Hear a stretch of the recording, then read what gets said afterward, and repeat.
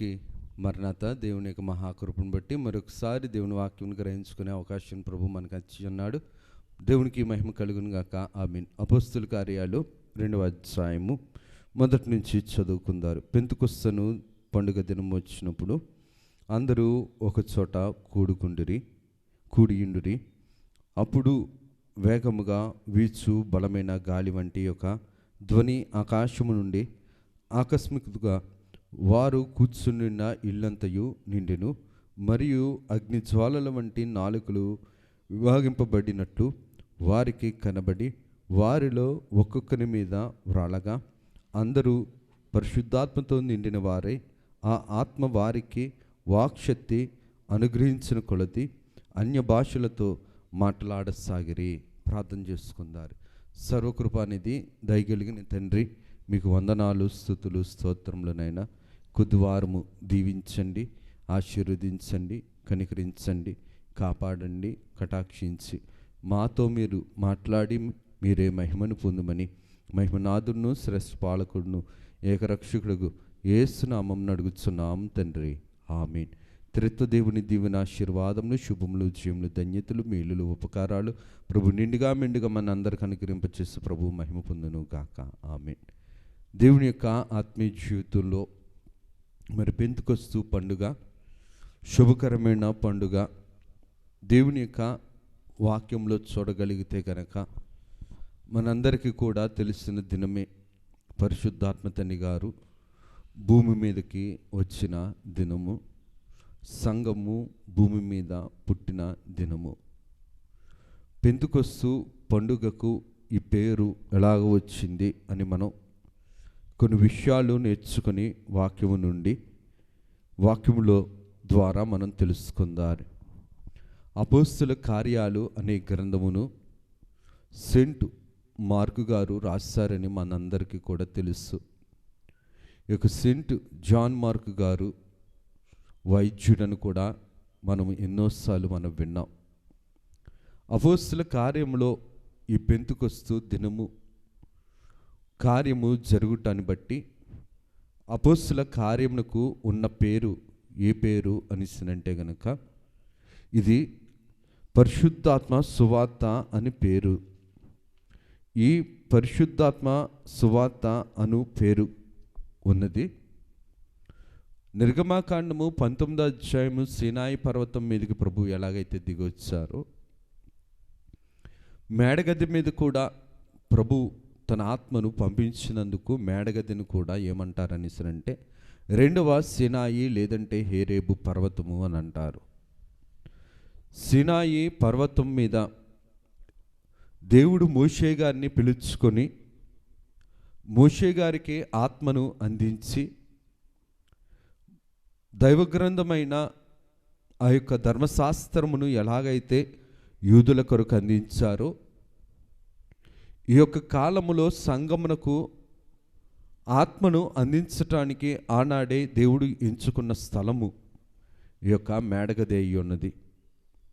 సీనాయి పర్వతం మీద ధర్మశాస్త్రాన్ని ఇస్తే మేడగది మీద దేవుడు ఆత్మను కుమ్మరించాడు. అక్కడ ధర్మశాస్త్రము పుట్టింది, ఇక్కడ సంఘము పుట్టింది. అక్కడ దేవుని వాక్యము చేతిలోనికి వచ్చింది, ఇక్కడ దేవుని ఆత్మ హృదయంలోనికి వచ్చింది. అక్కడ మోషే గారిని నింపింది, ఇక్కడ 120 మంది ఇంచుమించుగా ఉన్నట్లుగా మనం చూడగలుగుతున్నాం. దేవుడు ఒక్కటే మాట్లాడాడు, కానీ ఇక్కడ దేవుడు అందరితో మాట్లాడింపచేశాడు. బాబేలు గోపురం దగ్గర ఆదికాండము 11వ అధ్యాయంలో మనం చూడగలిగితే బాబేలు గోపురం దగ్గర ఎలాగునైతే దేవునికి వ్యతిరేకమైన ఆత్మను సంపాదించుకొని వ్యతిరేకమైన పనిని కొనసాగించడానికి ప్రయత్నం చేస్తుండేటప్పుడు భాషలు తారుమారమైపోయాయో, దేవునిలో ఐక్యత కలిగి ఉండటానికి, దేవునితో సమాధానము కలిగి ఉండటానికి, దేవునితో భయభక్తులు కలిగి ఉండటానికి నా ఆత్మ లేనివాడు నావాడు కాదన్నట్లు దేవుని ఆత్మవాణిగా దేవుని వాణిగా ఉండటానికి దేవుడు ఏర్పరచుకున్న దినము ఈ యొక్క పరిశుద్ధాత్మ తండ్రి గారు భూమి మీదకి వచ్చిన సంఘమును సిద్ధపరచడానికి వచ్చిన దినము. ఇందుకు ఈ మాటను మనం జ్ఞాపకం చేసుకోవాలనిస్తానంటే, పెంతుకొస్తు అను మాట గ్రీకు భాషలోని మాట.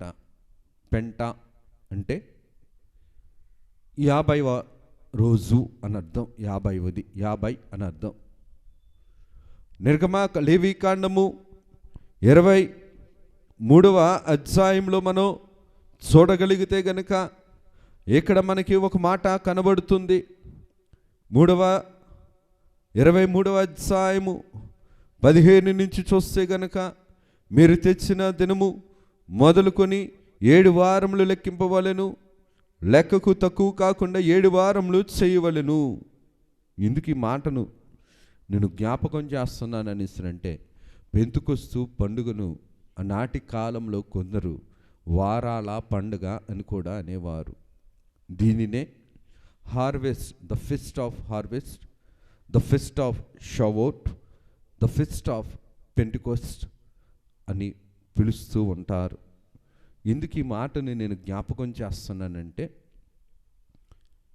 హెబ్రీ భాషలో 7ను ఏమని పిలుస్తారంటే షాబా అని పిలుస్తారు. ఈ షాబా అనగా 7 అనర్థము. 7 వారములు అనగా 7 సబ్బాతులు జరగాలి. 7 సబ్బాతు వారాలు జరిగిన తరువాత వచ్చిన తరువాతి రోజును ఏమంటారనిసనంటే పెంతుకొస్తు అని అంటారు, హార్వెస్ట్ అని అంటారు, షావోట్ అని అంటారు. ఎందుకు ఈ మాటను మనం జ్ఞాపకం చేసుకోవాలనిసనంటే, ఈ యొక్క పంట భాగము ఏ భాగము అనిసంగా దేవుని యొక్క ఆత్మచేత మండబడిన మందయ్యున్నారు. దేవుని యొక్క ఆత్మను పొందుకొని మండబడిన మందగా మార్చబడిన వారై ఉన్నారు. కాబట్టి ఈ వీరిని ఏమన్నారనిసనంటే సంఘము అన్నారు. ఈ పెంతుకొస్తు దినమున ఏమి ప్రారంభమైందనిసనంటే సంఘము పుట్టింది. పరిశుద్ధాత్మ రావటము, సంఘము పుట్టడము, పరిశుద్ధాత్మ ప్రవేశమే సంఘముగా మార్చబడింది. పరిశుద్ధాత్మ యొక్క ప్రవేశమే సంఘానికి పరిశుద్ధతనిచ్చింది. పరిశుద్ధ ప్రవేశమే మనిషి యొక్క ఆత్మీయ జీవితానికి పరిశుద్ధతనిచ్చింది.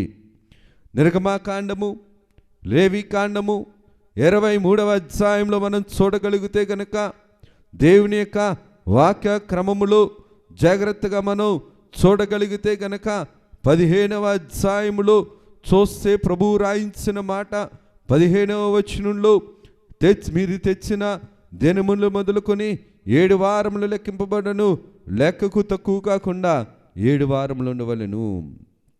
తెచ్చినప్పుడు ఏం చెయ్యాలట?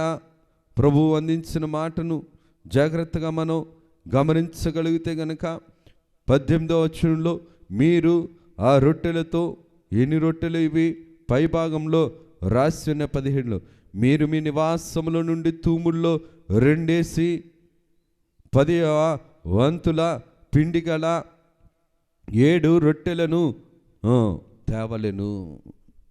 అంటే దేవుని యొక్క కార్యక్రమం బట్టి, దేవుని యొక్క చిత్తంను బట్టి మనం జాగ్రత్తగా మనం గమనించగలిగితే గనక ఈ 2 అనగా చూస్తే గనక తూములో 2 10 వంతుల పిండి గల 2 రొట్టెలను. ఏంటి ఈ 2 రొట్టెలు అనిస్తానంటే, దేవుని దగ్గరకు ఈ 2 రొట్టెలు కూడా వస్తున్నాయి, రాబోతున్నాయి. ఈ 2 దేనికి సాదృశ్యము అంటే, ఒకటి దేవుని ఏర్పాటు ప్రజలైన ఇశ్రాయేలీయులకు, రెండవది అన్యజనులైన మనకు. మనము ఎలాగైతే దేవుని యొక్క దగ్గరికి వస్తున్నామో, యూదులైన వారు కూడా దేవుని దగ్గరికి వస్తారు, రాబోతున్నారు, వస్తూనే ఉన్నారు. ఎంత పిండంట? 10వ వంతుల పిండి గల, అనగా హ్యాండ్ బ్రీత్ సైజ్ 7 అంతలు, అంటే మన అరచేతి స్థితిలో ఉన్నటువంటి రొట్టెలు 7 అరచేతులు కలిపితే హ్యాండ్ బ్రీత్ సైజ్ అంటారు. ఇందుకు ఈ మాటను నేను జ్ఞాపకం చేస్తున్నాను అనిస్తుంటే, యోహాను సువార్త 4వ అధ్యాయములో మనం చూడగలిగితే గనక దేవుడు రాయించాడు, దేవుడు బోధించాడు. యోహాను సువార్త 4వ అధ్యాయము 4వ వచనంలో చూస్తే గనక సమరయ స్త్రీ దగ్గరికి వెళ్ళి దేవుడు బోధించాడు. దేవుడు అన్యులైన వారికి బోధించాడు, యూదులైన వారికి బోధించాడు. యూదుల్లో పుట్టిన దేవుడు అన్యులకు కూడా నీతిని నేర్పించాడు. Is a master. దేవుని యొక్క కార్యక్రమంను బట్టి దేవుడు మార్గదర్శకుడై ఉన్నాడు, దేవుడు బోధకుడై ఉన్నాడు, దేవుడు రబ్బీ అయి ఉన్నాడు. అందుకనే రబ్బీ అని పిలువబడిన వాడు. He is a master, he is a preacher, he is a protector, he is a righteousness sun. ఎందుకు ఈ మాటను నేను జ్ఞాపకం చేస్తున్నానని అంటే, నీతి సూర్యుని యొక్క ముఖకాంతి కలిగిన దేవుడు నీతిని అందించటానికి భూమి మీదకి వచ్చాడు. భూమి మీద నీతిని బోధించటానికి వచ్చాడు. నీతి అందించాలనిసనంటే, నీతి బోధించాలంటే ముందు మనము నింపబడాలి. నింపబడిన వాడు బోధించగలుగుతాడు, నింపబడిన వాడు ఇవ్వగలుగుతాడు, నింపబడిన వాడు పోషించగలుగుతాడు, నింపబడిన వాడు నిలిచి ఉండుతాడు, నింపబడిన వాడు దేవుణ్ణి చూసేవాడు. దేవుణ్ణి చూశాడు కాబట్టే అన్యులైన వారి దగ్గరికి వెళ్ళి, సమరయ స్త్రీ దగ్గరికి వెళ్ళి, యాకోబు బావి దగ్గరికి వెళ్ళి దేవుడు అంజురాలైన ఆ స్త్రీకి బోధించాడు.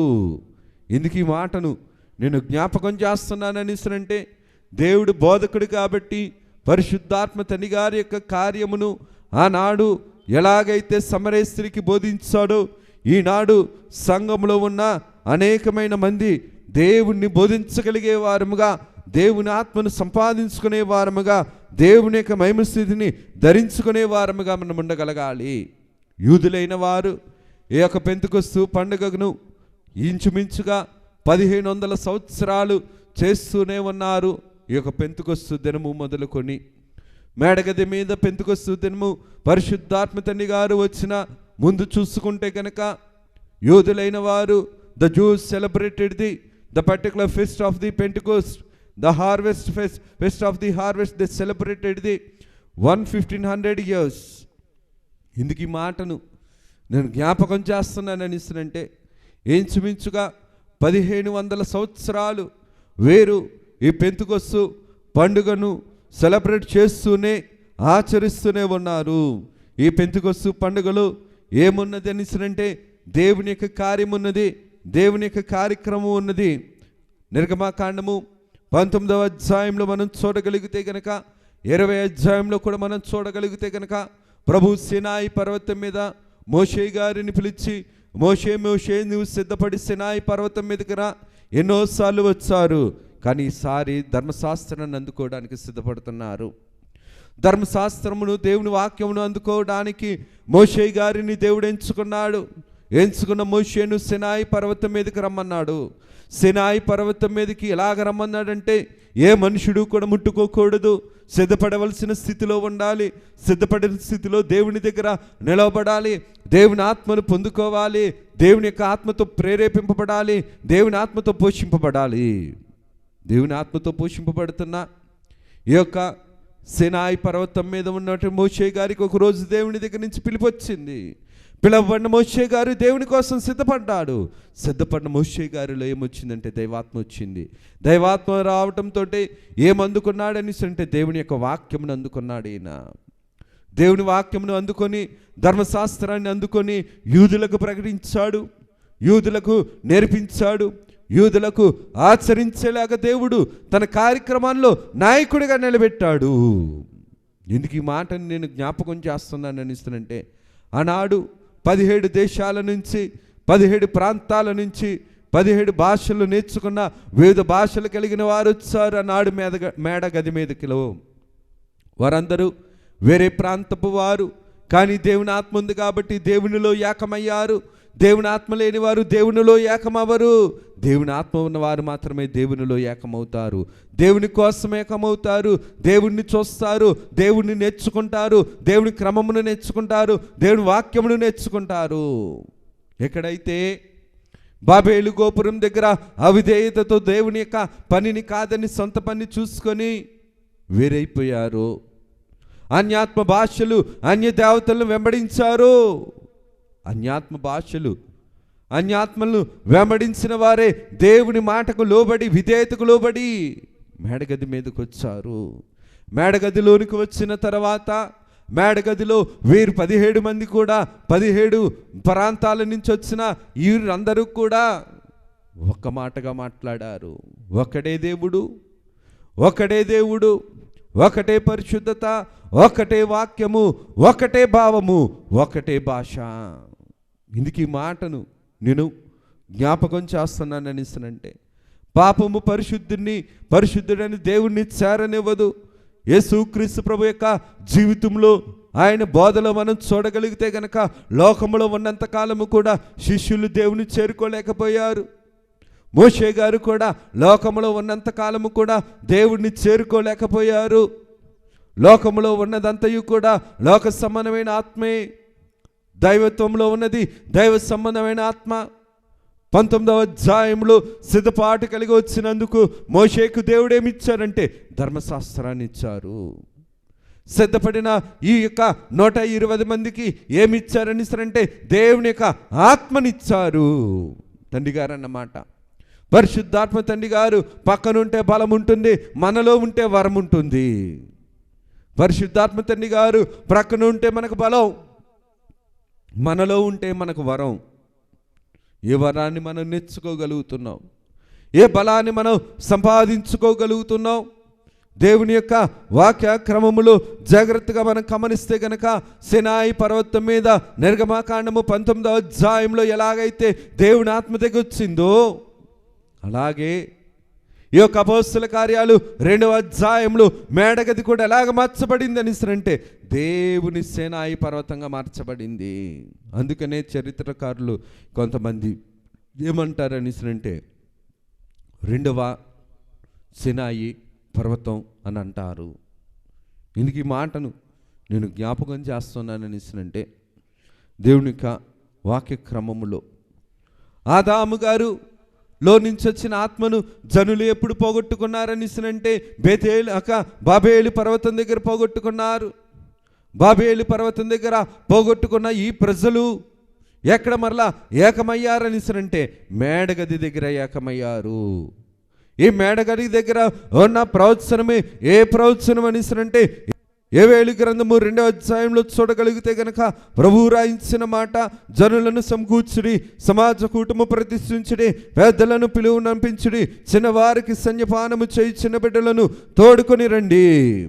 పెండ్లి కుమారుడు అంతఃపురంలో నుండి పెండ్లి కుమార్తె గదిలో నుండి రావెళనని చెబుతూ 28వ అధ్యాయంలో 28వ వచనంలో చూస్తే, నేను సర్వజనుల మీద నా ఆత్మను కుమ్మరించెదను, మీ పిల్లలను మీ కుమార్తెలను ప్రవచనములు చెప్పుదురు.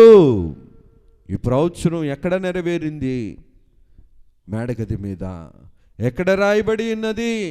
అపోస్తల కార్యాలు 2వ అధ్యాయంలో. ఎప్పుడు ప్రవచించారు? యోవేలు గ్రంథము 2వ అధ్యాయంలో. ఎందుకోసం ప్రవచించారు? పిల్లలు ఆత్మ లేని వారై ఉన్నారు కాబట్టి. యూదులైన వారు దేవుని ఆత్మ లేని వారు కాబట్టే దేవుణ్ణి దూరం చేసుకున్నారు, దేవుని దేవాలయంను దూరం చేసుకున్నారు, దేవుడిచ్చిన వాగ్దాన భూమిని దూరం చేసుకున్నారు. బైబిల్ మిషను దేవుని చేతి పని, బైబిల్ మిషను దేవుని వ్రాత పని. దేవుడు ఏ సన్నిధి గదిలో అయితే మేడగదిలో ఆత్మను కుమ్మరించాడో, ఆనాడు సినాయి పర్వతం మీద ధర్మశాస్త్రాన్ని ఎలాగైతే ఇచ్చాడో, అలాగే రాజమండ్రి ప్రాంతంలో దేవుడు దైవజనులు దేవదాసయ్య గారికి ఏకాంత ప్రార్థనలో దైవ సన్నిధిలో ఉండేటప్పుడు ధర్మశాస్త్రాన్ని మోషేకి ఇచ్చిన దేవుడే బైబిల్ మిషన్ను దైవజనులు దేవదాసయ్య గారికి అందించారు. ఆనాడు ఎలాగైతే గనక అక్కడున్న 120 మందికి ఆత్మను కుమ్మరించారు దైవజనులు దేవదాసయ్య గారి ద్వారా. ప్రపంచమంతటికి కూడా భూలోకము సువార్త ఇండియా పోవటానికి ప్రధానం అన్నట్లుగా ప్రపంచమంతటికి కూడా you are the preacher of universal అని దేవుడే చెప్పాడు. ఎందుకు ఈ మాటను నేను జ్ఞాపకం చేస్తున్నానంటే, ఆత్మ పని దేవుని ఆత్మ సన్నిధిలో జరుగుతుంది. ఆత్మ పని దేవుని యొక్క దైవ సన్నిధిలో జరుగుతుంది.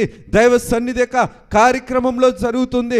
దైవాత్మ చేత ప్రేరేపింపబడినచో వారితోనూ, దైవాత్మ చేత నింపబడిన వారితోనూ దైవ పని జరుగుతుంది. ఇందుకు ఈ మాటను నేను జ్ఞాపకం చేస్తానంటే, సెనాయి పర్వతం మీద ధర్మశాస్త్రాన్ని ఎలాగైతే ఇచ్చారో, మేడగది మీద ఆత్మను ఎలాగైతే కుమ్మరించారో, దైవజనుని సన్నిధిలో బైబిల్ మిషన్ను దేవుడు తీసుకుని వచ్చి ఏమి అందించారని అంటే తన చేతితోటి అందించారు. తన చేతితోటి బైబిలు మిషను అని 2 అక్షరాలను యాజకుడు ఎలాగైతే 2 రొట్టెలను తీసుకొని పైక ప్రధాన యాజకుని చేతికి ఇవ్వాలో, లేవికాండ 23వ అధ్యాయంలో ప్రతి ఇంటిలోనిది తీసుకుని వచ్చి 2 రొట్టెలు ఎలాగైతే ఇవ్వాలో, బైబిల్ అనే రొట్టెను అనగా దేవుడు అనే రొట్టెను, దేవుని పని అనే రొట్టెను, మిషన్ అనే పని రొట్టెను దైవజనులు దేవదాసయ్య గారికి ప్రభు అందించారు. ఇందుకు ఈ మాటను మనం జ్ఞాపకం చేసుకోవాలని అంటే, దేవుని చేతి పని బైబిల్ మిషను, దేవుని యొక్క వ్రాత పని బైబిల్ మిషను. బైబిల్ మిషను దేవుని క్రమమును గైకొనేది. జనుకుని జన్ము వచ్చును, తనకి ఇష్టము రాని జన్మును దరికి రానివ్వనన్నారు. లోకములో ఉన్నవారు అగ్నిలో ఉండలేరు.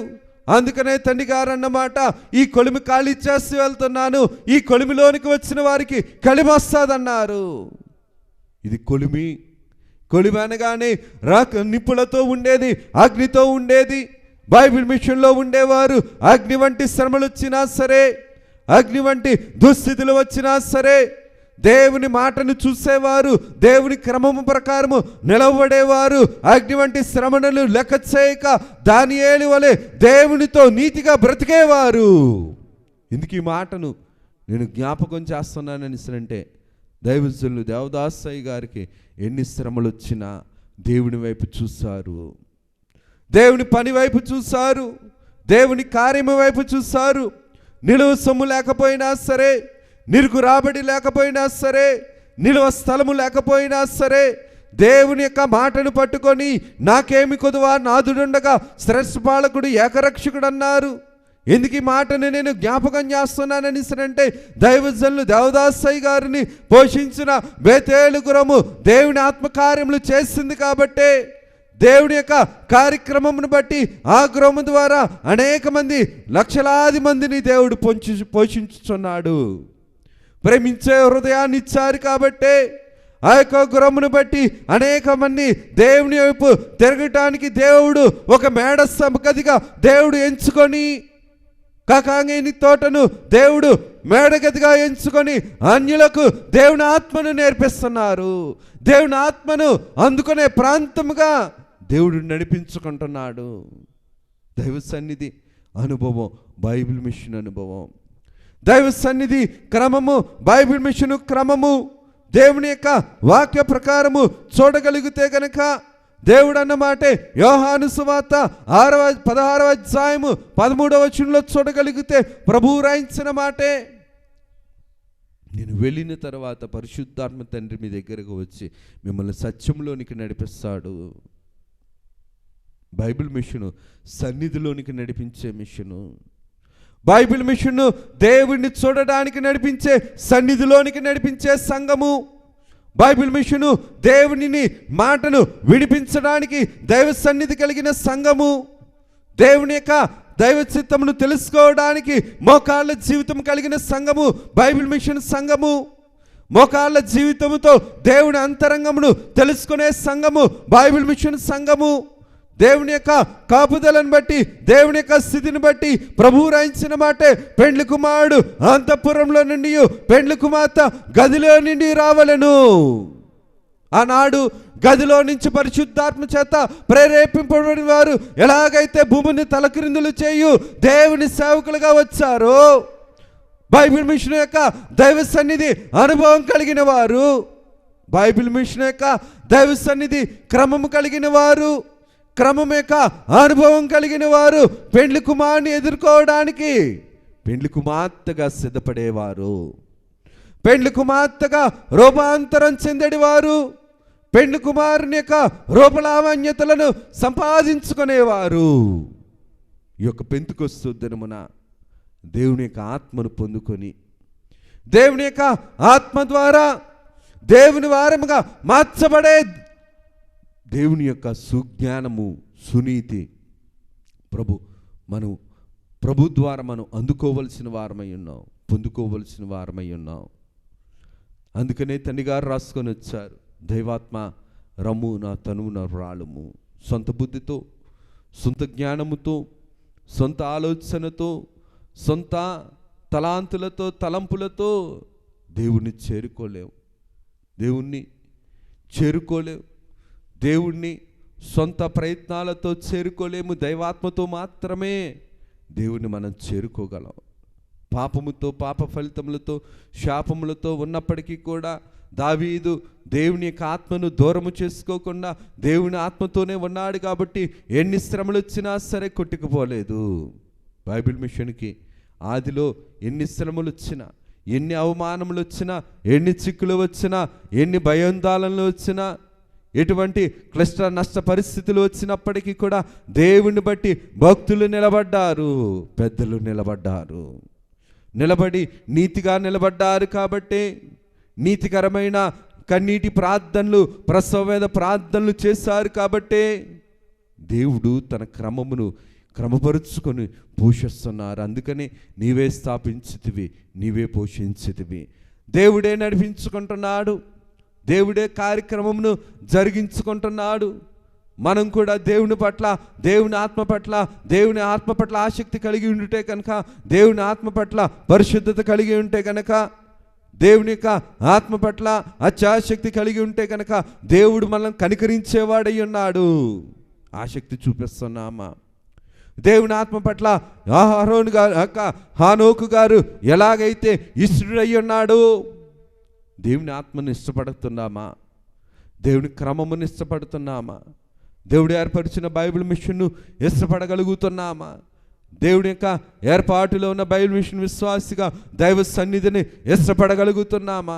మోకాళ్ళ ప్రార్థనను ఇష్టపడగలుగుతున్నామా? ప్రసవేద ప్రార్థనను, దైవ సన్నిధి ధ్యానమును ఇష్టపడగలుగుతున్నామా? కష్టపడుతున్నామని అంటే మనలో ఏమీ లేదంటే దైవ సన్నిధి అనుభవం లేదు. దైవ సన్నిధి యొక్క అనుభవంలోనికి నడిపించేది దైవాత్మ, దైవ సన్నిధి యొక్క అనుభవంలోనికి చేర్చేది దైవాత్మ, దైవ సన్నిధి యొక్క అనుభవంలో స్థిరపరిచేది దైవాత్మ. జనుకుని తనకి ఇష్టము లేని జనమును దరికి రాని అన్నాడు దేవుడు. ఒకవేళ వచ్చినా సరే దుష్టుడు ఎవరిని తరమకుండానే పారిపోవునన్నాడు. దైవజనులు దేవదాసయ్య గారి చేత దేవుడు రాయించాడు కాబట్టి దేవుని యొక్క ఆత్మ కలిగి మనం నడవగలుగుతున్నామా?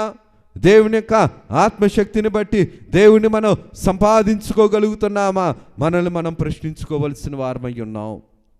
పరిశుద్ధాత్మ కుమ్మరింపు కూటంలోకి వస్తే, పరిశుద్ధాత్మ కుమ్మరింపు కూటములు, పరిశుద్ధాత్మ కుమ్మరింపు జీవితము, పరిశుద్ధాత్మ కుమ్మరింపు దైవ సన్నిధి క్రమము దేవుడు మనకు నేర్పించేవాడై ఉన్నాడు. నేర్చుకోలేకపోతున్నావు, చేర్చుకోలేకపోతున్నావు, చెదరగొట్టుకుంటున్నామని అంటే ఆత్మలో అబద్ధకరమైన ఆత్మ పనిచేస్తుంది. అబద్ధానికి జనకుడు అపవాది, దేవుణ్ణి మోసపరిచే ఆత్మ, దేవుని క్రమమును మోసపరిచే ఆత్మ కలిగిన వారముగా మనం ఉంటే గనక మనమే మోసపోతాం. ఎందుకు ఈ మాటను నేను జ్ఞాపకం చేస్తున్నాను అనిస్తానంటే, దైవ సన్నిధి అనుభవం దైవత్వంలోనికి నడిపించే అనుభవం, దైవ రూపర లావణ్యతలను అందించే అనుభవం. ఆనాడు మోషే గారు దైవత్వంలోనికి నడిపింపబడ్డాడు, దైవస్థితిని అందుకున్నాడు. ఆనాడు దేవుని యొక్క కార్యక్రమమును బట్టి 12 మంది కాకుండా 120 మంది ఇంచుమించుగా దేవుని ఆత్మతో నింపబడ్డారు, దేవుని క్రమమును చూపించుకున్నారు. దేవుని క్రమమును రుజువుపరిచారు కాబట్టి దైవాత్మ అంతస్తులో ఎన్ని శ్రమలు వచ్చినా సరే సహించగలిగారు.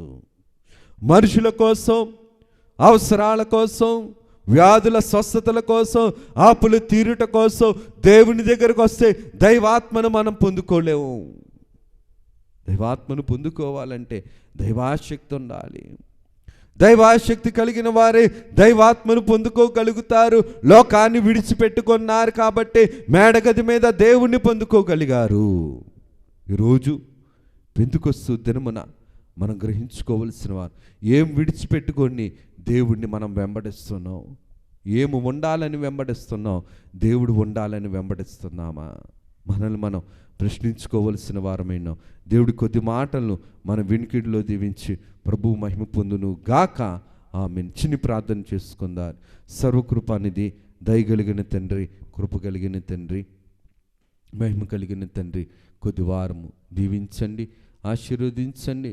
నీ ఆత్మఫలములను మాకు దయచేసి మీరు మాతో మాట్లాడమని దైవ సన్నిధిలో మాట్లాడమని, దైవ సన్నిధిలో ప్రత్యక్షములో మాట్లాడే పరిశుద్ధాత్మ కుమ్మరింపు స్థితిని, పరిశుద్ధాత్మ తండ్రి గారి యొక్క దైవ సహాయంను, దైవ నడిపింపును, దైవ తలంపులను, దైవ తలాంతులను మాకు అందించి మీరే మహిమ కాలంలో జరిగించి మహిమతో నింపుమని యేసు నామమున అడుగుచున్నాము తండ్రి. ఆమె త్రిత్వ దేవుని దీవెన ఆశీర్వాదములు, శుభములు, జయములు, ధన్యతలు, మేలులు, ఉపకారాలు ప్రభు నిండుగా మెండుగా అనుగ్రహింపచేసి ప్రభు మహిమ పొందును గాక. ఆమేన్.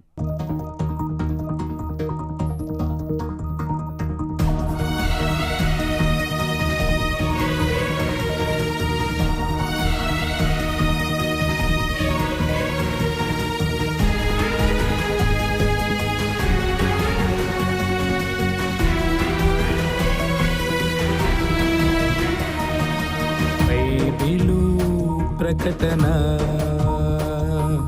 బయలుపరచిన ప్రకటన, యేసయ్య ప్రకటన, దాసయ్య ప్రకటన, పరలోక ప్రకటన, పరిశుద్ధ ప్రకటన, యేసయ్య ప్రకటన, దాసయ్య ప్రకటన, పరలోక ప్రకటన, పరిశుద్ధ ప్రకటన.